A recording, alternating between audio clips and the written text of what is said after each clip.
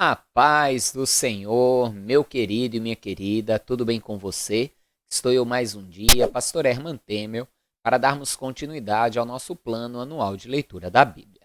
E hoje vamos continuar lendo a carta de Paulo aos Romanos. Mas antes disso, você que ainda não se inscreveu aqui no canal, inscreva-se, me ajude assim a crescer aqui na plataforma do YouTube e a alcançar mais pessoas com a palavra de Deus. Me ajuda muito também se você compartilhar esse vídeo, curti-lo e deixar também o seu comentário. Tudo isso dá engajamento para o vídeo e, como falei, me ajuda a alcançar mais pessoas com a palavra do Senhor. E tudo isso você faz gratuitamente, você não paga nada para me ajudar a alcançar mais pessoas com a palavra de Deus. E aproveite também e me siga ali no Instagram. Amém? E você que recebeu o link deste vídeo compartilhado por alguém e ainda não assistiu os vídeos anteriores, é interessante que você assista a partir do vídeo de número 1. Afinal de contas, esse é um plano anual de leitura da Bíblia e é bem interessante que você assista do começo. Afinal de contas, já estamos aí chegando no final do nosso plano. E você assistindo um vídeo por dia, em um ano, você terá lido toda a palavra de Deus conosco. Para ter acesso à playlist completa, na descrição deste vídeo eu deixarei o link também aqui nos cards. Amém? Então agora vamos orar e logo depois da oração faremos a nossa leitura de hoje. Feche seus olhos, curve a sua cabeça. Momento de oração. Senhor meu Deus e Pai Todo-Poderoso, é no nome santo e bendito do Teu amado Filho, Senhor Jesus, mais um dia estamos aqui reunidos para ler a Tua Palavra, para que possamos crescer na graça, no conhecimento do Senhor. Possamos guardar, praticar a Tua Palavra, vendo assim prosperar o nosso caminho a cada dia. Eu te peço, Deus, que o Senhor venha também a abençoar a vida, a casa, a família de todos que estão fazendo esse plano de leitura. Deus, em nome de Jesus, que assim seja feito. Bem, amados, então, vamos para a nossa leitura de hoje.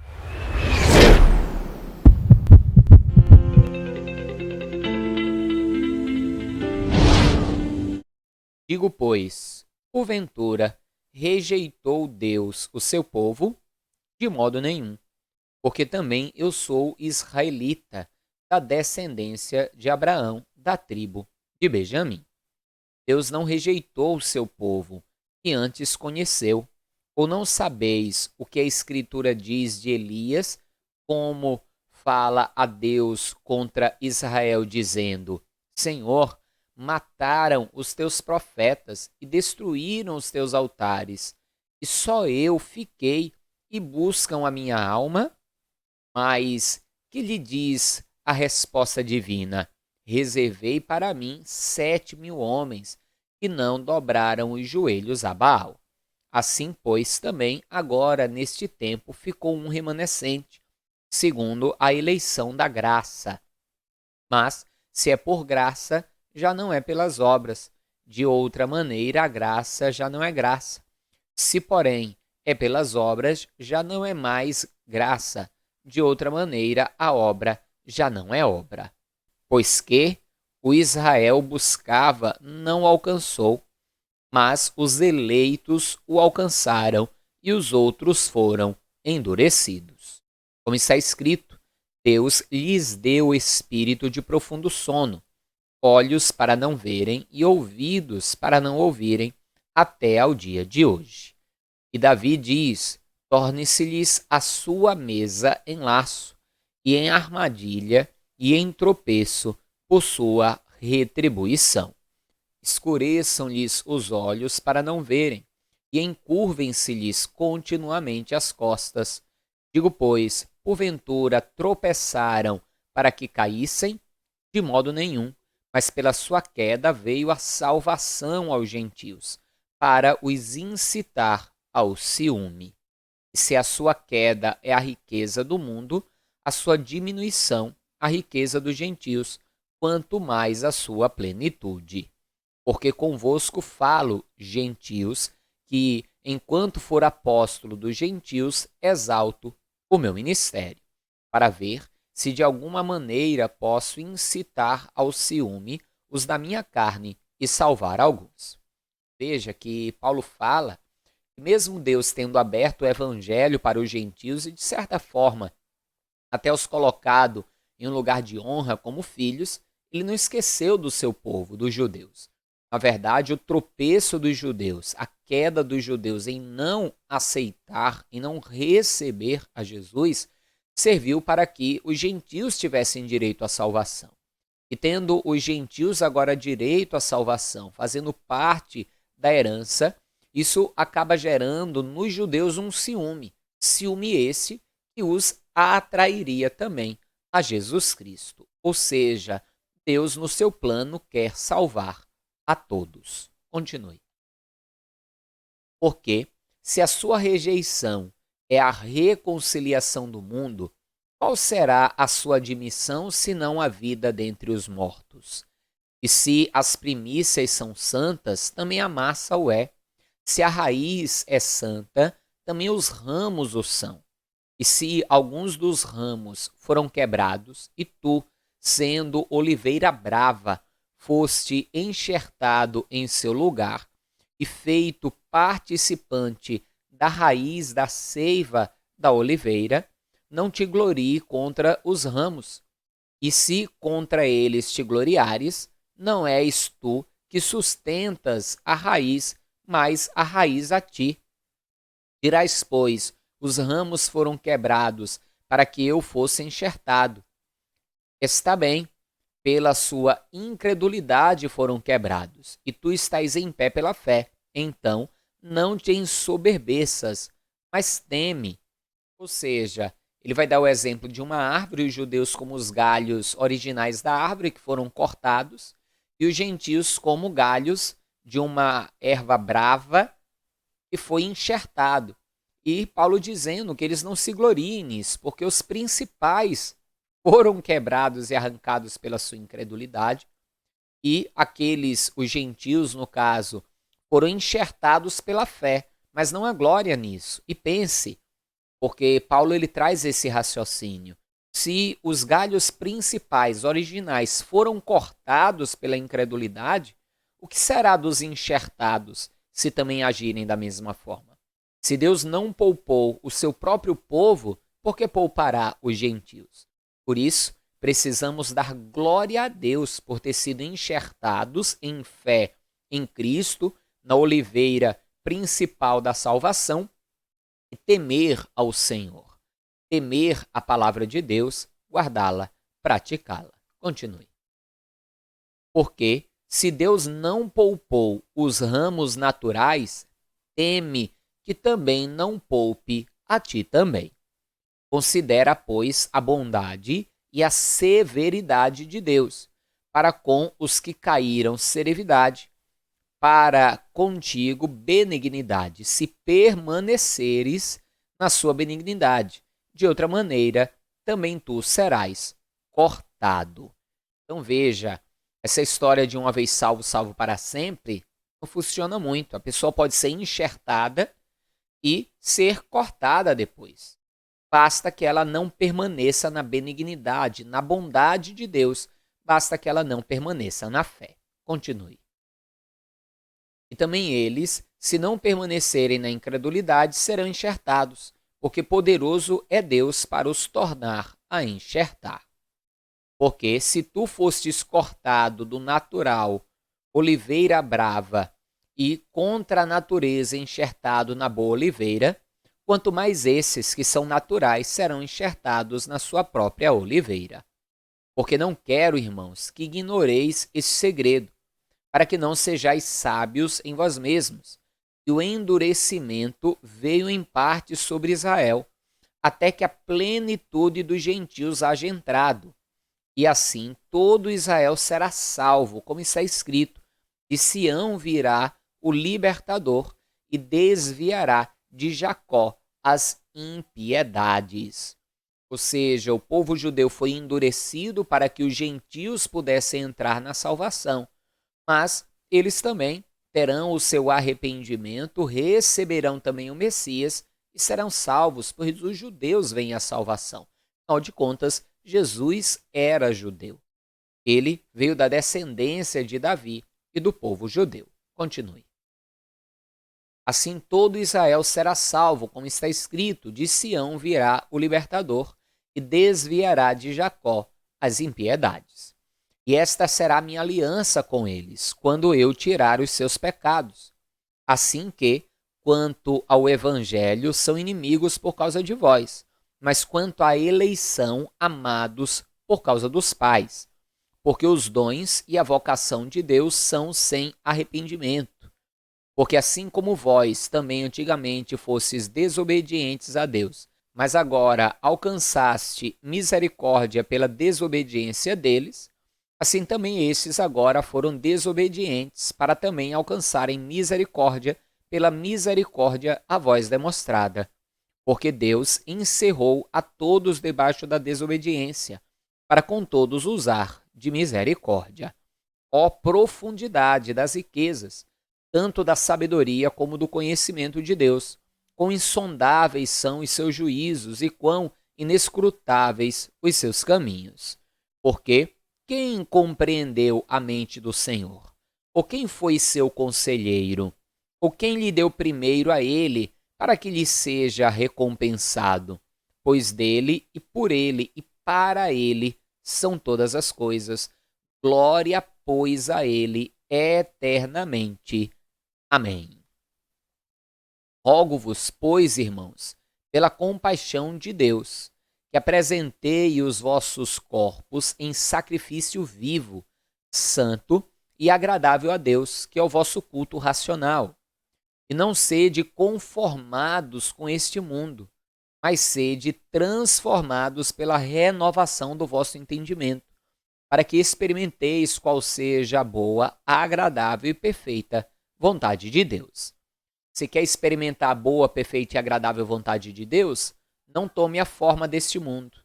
Não se conforme com as coisas deste mundo. Busque, pelo contrário, renovar a sua mente, o seu entendimento, de acordo com as Escrituras, de acordo com a palavra do Senhor, para andar assim a cada dia em santificação, apresentando o corpo como um sacrifício vivo ao Senhor. E então você conhecerá, saberá, viverá a boa, perfeita e agradável vontade do Senhor. Continue. Porque pela graça que me é dada, digo a cada um dentre vós, que não pense de si mesmo além do que convém. Antes, pense com moderação, conforme a medida da fé que Deus repartiu a cada um.